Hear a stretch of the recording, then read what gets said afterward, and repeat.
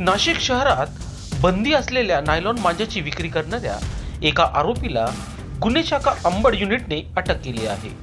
आरोपीकडून 1,21,800 रुपये किमतीची एकूण 144 नायलॉन मांजाचे गट्टू जप्त करण्यात आले आहेत.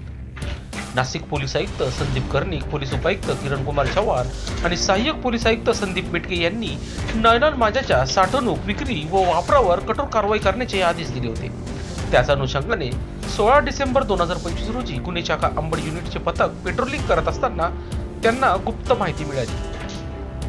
सावतानगरकडून महालक्ष्मी चौककडे जाणाऱ्या रस्त्यावर श्रीनिवास कॉमर्स क्लासेस समोर सापळा रचून एका संशयित इसमाला ताब्यात घेण्यात आले.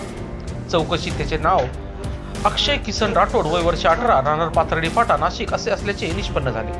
त्याच्या ताब्यातून मोनोफिल्ड गोल्ड व मोनोकाइट कंपनीचे वेगवेगळ्या रंगाचे नायलॉन मांजाचे 144 गट्टू जप्त करण्यात आले आहे. या प्रकरणी अंबड पोलीस ठाण्यात गुन्हा दाखल करण्यात आला असून पुढील तपास सुरू आहे. लोकशास्त्र न्यूजसाठी बंटी आडाव, अंबड.